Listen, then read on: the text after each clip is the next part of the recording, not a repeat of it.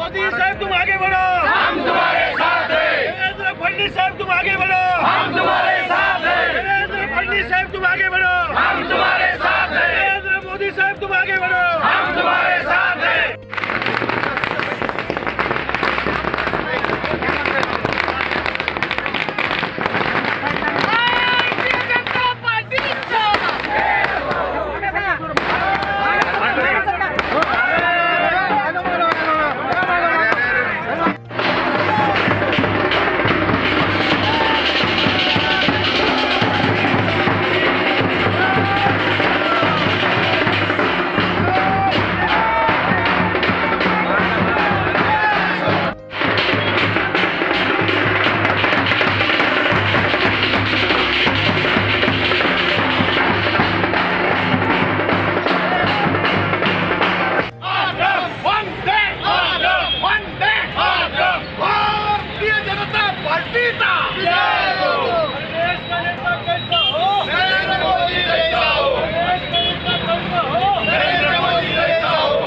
विधानसभेचा निकाल लागलेला आहे। या ठिकाणी एनडीए 200 पार करताना आपल्याला दिसते आणि खास करून भारतीय जनता पार्टीने 100 उमेदवार त्या ठिकाणी लढवले होते। 90च्या वरती उमेदवार हे आघाडीवर आहेत। त्यामुळे भारतीय जनता पार्टीच्या नेतृत्वावर पंतप्रधान नरेंद्र मोदीजींवर आणि सन्माननीय अमितभाई शाह यांनी आखलेल्या व्यूह नीतीवरती भारतीय जनता पार्टी या ठिकाणी एकतर्फी विजय मिळवलेला आहे। खास करून मी अभिनंदन करते बिहारच्या सर्व जनतेचं की त्यांनी नरेंद्र मोदीजींवरती विश्वास ठेवला आणि या ठिकाणी एवढं स्पष्ट बहुमत हे एनडीएच्या भारतीय जनता पार्टीच्या पाठीशी दिलेलं आहे। त्याबद्दल मी त्यांचे आभार मानते, अभिनंदन करते। आणि आमचे नेते महाराष्ट्राचे मुख्यमंत्री हे मागच्या बिहार विधानसभेचे सुद्धा प्रमुख होते आणि यावेळेस सुद्धा आपण बघितलं देवेंद्र फडणवीस साहेब हे बिहारच्या विधानसभेमध्ये निवडणुकाचा प्रचार करायला गेले होते आणि त्यांनी जिथे जिथे गेले तिथं स्टार प्रचारक म्हणून गेले होते। तिथं 100% निकाल हा सकारात्मक लागलेला आहे।